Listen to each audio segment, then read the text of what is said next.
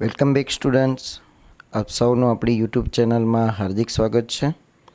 વિદ્યાર્થી મિત્રો, આપણે આ વિડીયોની અંદર ધોરણ 9 વિષય ગણિત સ્વઅધ્યયન પોથી વિદ્યા પ્રવેશ બ્રિજ કોર્સ, જેમાં આપણે પ્રકરણ નંબર 1 સંખ્યા પદ્ધતિ અને આ સંખ્યા પદ્ધતિનું આપણે વિભાગ એ જોવાનું છીએ અને સમજૂતી સાથે જોશું. દરેકે દરેક વસ્તુ આપણે સમજાવીશું. તો પ્લીઝ આ વિડીયોને અંત સુધી જોજો. વિડીયો જો પસંદ આવે તો વિડીયોને લાઇક અને શેર જરૂર કરજો. ચેનલ પર નવા હોય તો આપણી ચેનલને સબસ્ક્રાઈબ કરી બાજુના બેલ આઇકોનને પ્રેસ કરજો. આની પહેલાં આપણે ચાલો યાદ કરીએ એના વિડીયોઝ બનાવેલા છે. જો તમારે જોવાના બાકી હોય તો આ વિડીયોના નીચે તમને પ્લેલિસ્ટ આપેલી હશે, ત્યાંથી તમે જોઈ શકો છો. તો સૌપ્રથમ આપણે સૂચના આપેલી છે કે નીચેના વિધાનો ખરા છે કે ખોટા તે જણાવો. તેમાં પહેલું વિધાન, દરેક પૂર્ણ સંખ્યા એ પ્રાકૃતિક સંખ્યા છે. તો જો આ વિધાન આવશે ખોટું. એના પછી બીજું વિધાન, દરેક પ્રાકૃતિક સંખ્યા એ વાસ્તવિક સંખ્યા છે. તો આ વિધાન કેવું આવશે? સાચું. ત્રીજું વિધાન, દરેક પૂર્ણાંક એ પૂર્ણ સંખ્યા છે. તો જો પૂર્ણાંક એક પૂર્ણ સંખ્યા ના હોય તો ત્રીજું વિધાન કેવું આવશે? ખોટું. ચોથું વિધાન, દરેક પ્રાકૃતિક સંખ્યા એ પૂર્ણ સંખ્યા છે. તો ચોથું કેવું આવશે? ખરું, કેમ કે દરેકે દરેક પ્રાકૃતિક સંખ્યાનો સમાવેશ પૂર્ણ સંખ્યામાં થાય છે. પાંચમું, શૂન્ય એ એક સમય સંખ્યા છે. તો પાંચમું વિધાન પણ કેવું આવશે? રાઈટ. ચાલો આગળ વધીએ આપણે. છઠ્ઠું, કે દરેક સમય સંખ્યા એ વાસ્તવિક સંખ્યા છે. તો છઠ્ઠું વિધાન પણ સાચું. સાતમું, સંખ્યા રેખા પરનું દરેક બિંદુ √m² જ્યાં m એ પ્રાકૃતિક સંખ્યા છે. તો આ વિધાન કેવું આવશે? ખોટું. અને સાતમું વિધાન, સમય અને અસમય સંખ્યાનો ગુણાકાર સમય સંખ્યા હોય છે. તો આ વિધાન કેવું આવશે? ખોટું. ચાલો એના પછી આપણે ખાલી જગ્યાની વાત કરીએ વિદ્યાર્થી મિત્રો. તો અહીંયા 9મી ખાલી જગ્યા છે. તો 9મી ખાલી જગ્યાની અંદર આપણે શું કરવું પડશે? તો કે જો 125 ને -1/3. તો જો એની સમજૂતી કંઈક આ રીતે આવશે. 125ને આપણે આ રીતે લખી શકીએ 5/3, 5નો ઘન, અને -1/3. તો તમે જાણો છો એ પ્રમાણે આપણે સાદુરૂપના નિયમ પ્રમાણે આ 3 3 કેવા થઈ જશે? કેન્સલ. તો વધ્યું શું? -1. 5ની -1. તો આનો મતલબ થાય -1 એટલે કે 5 ક્યાં જવાના છે? છેદમાં. તો આપણો જવાબ શું આવશે? બી. ચાલો 10મું, 5/2 આખા કૌંસની 7. જો આ રીતે છે વિદ્યાર્થી મિત્રો, તમને સાહેબ ઝાંખો દેખાતું હશે, પણ PDF એવી જ છે ઝાંખી. તો આ રીતે તમને આપેલું છે 5/2 અને એની પણ કૌંસની 7. તો જો એમાં એક તમે નિયમ વાપરેલો હશે ઘાત અને ઘાતાંકનો, કે જ્યારે ઘાતની પણ ઘાત આપેલી હોય ત્યારે બંને ઘાતનો ગુણાકાર થાય. તો 7 દુ કેટલા થશે? 14, અથવા 2 સત્તા 14. તો આપણો જવાબ આવશે બી. એના પછી 11મું, √3 એ ખાલી જગ્યા સંખ્યા છે. તો કઈ આવશે? અસમય સંખ્યા. એના પછી 12મું, 32ની 1/5. તો 32, તો જો 32ને આપણે આ રીતે લખી શકાય 2/5. એટલે કે આપણે 2ને 5 વખત ગુણીએ તો જવાબ કેટલો આવે? 32 આવે. 2 × 2 × 2, જો 5 વખત એટલે કે 2 × 2 × એમ કરવાનું, 2 પંચા 10 નથી કરવાનું. તો જો અહીંયા 5 5 કેવા થઈ ગયા? કેન્સલ. તો વધ્યું શું? 2/1. તો 2/1 એટલે કેટલો જવાબ આવશે? 2. ચાલો, તો આપણો જવાબ આવશે બી.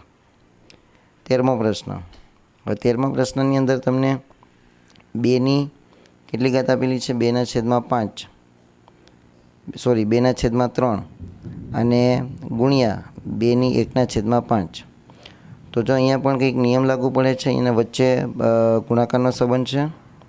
તો 2/3 બરાબર, અને 2/1/5. એટલે કે આધાર સરખા છે, ઘાત અલગ અલગ છે. તો ઘાતનો શું થશે? સરવાળો. તો કંઈક આ રીતે આપણે સાદુરૂપ આવશે. તો સાદુરૂપ આપણે અહીંયા આપીએ.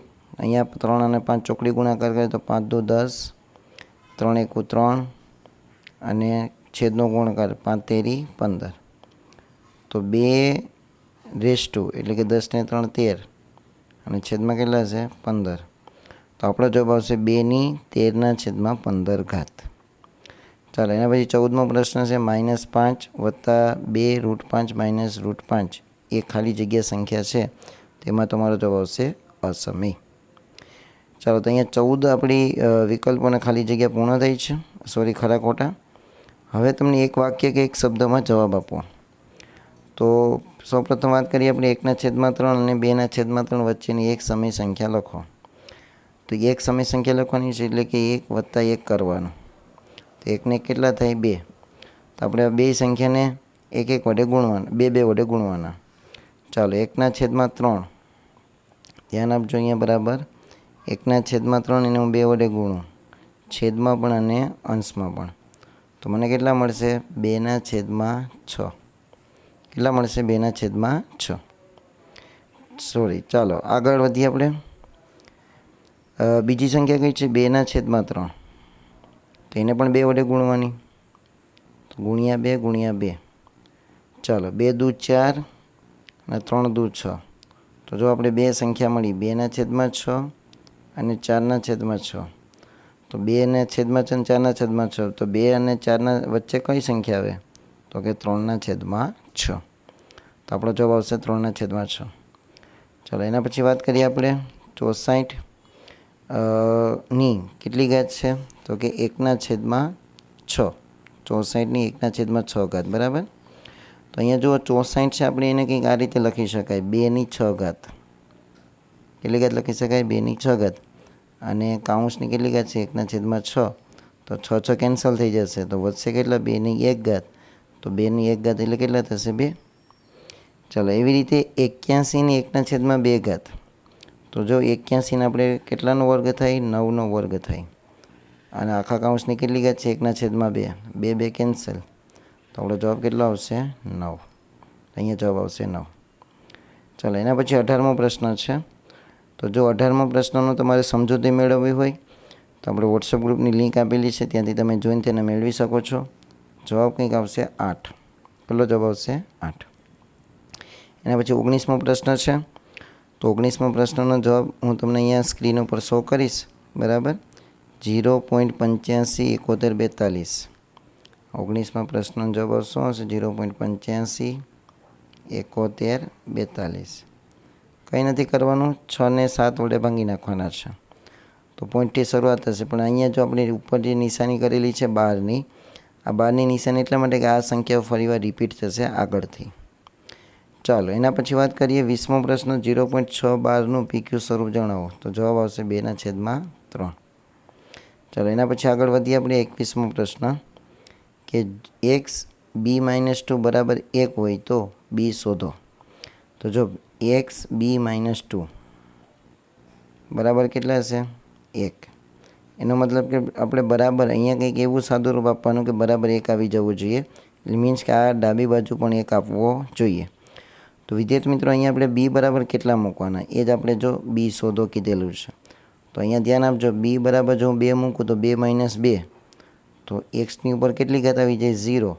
અને xની ઉપર 0 ઘાતનો મતલબ શું થાય? 1. કોઈ પણ સંખ્યાની 0 ઘાતનો મતલબ શું થશે? 1 કિંમત થશે. ચાલો, 22મો પ્રશ્ન છે. નાનામાં નાની પૂર્ણ સંખ્યા જણાવો. તેમાં જવાબ આવશે 0. એના પછી 23મો પ્રશ્ન છે કે 37/50નું દશાંશ સ્વરૂપ કયા પ્રકારનું છે? તો પહેલાં તો આપણે એનું દશાંશ સ્વરૂપ મેળવીએ. તો જવાબ આવશે 0.74. 0.74. જો અહીંયા આપણે કોઈ 12ની નિશાની ઉપર કરતા નથી, તો આને કેવી અભિવ્યક્તિ કહેવાય? શાંત દશાંશ અભિવ્યક્તિ. કેવી અભિવ્યક્તિ કહેવાશે? શાંત દશાંશ અભિવ્યક્તિ. અને 24મો પ્રશ્ન છે વિદ્યાર્થી મિત્રો, 2 + √3 અને 2 - √3 કાઉન્સમાંની કિંમત શોધો. તો આની કિંમત કંઈક 1 આવશે. હવે કેવી રીતે આવે છે? તો જો તમે એક સૂત્ર ભણેલા હશો, a + b a - b. તો એનું સાદું રૂપ શું થાય? તો કે a નો વર્ગ. a નો વર્ગ એટલે કે કોનો વર્ગ? 2નો વર્ગ. ચાલો, અહીંયા ફરી વાર કહું છું, a નો વર્ગ એટલે 2નો વર્ગ અને માઇનસ b નો વર્ગ. b નો વર્ગ એટલે કે √3નો વર્ગ. કોનો વર્ગ? √3નો વર્ગ. ચાલો, 2નો વર્ગ કેટલો થશે? 4 માઇનસ અહીંયા વર્ગમૂળ અને વર્ગ કેન્સલ થઈ જાય એટલે કેટલો વધશે? 3. તો 4માંથી 3 જાય તો જવાબ કેટલો આવશે? 1. તો વિદ્યાર્થી મિત્રો, અહીં વિભાગ એનું સંપૂર્ણ સોલ્યુશન પૂર્ણ થાય છે. આશા રાખીશ કે તમને આ વિડીયો પસંદ આવ્યો હશે. વિડીયો પસંદ આવ્યો હોય તો લાઇક કરો, વધુમાં વધુ તમારા મિત્રો સાથે શેર કરો.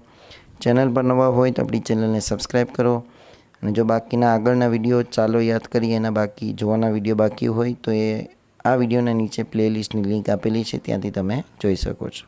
Thank you very much.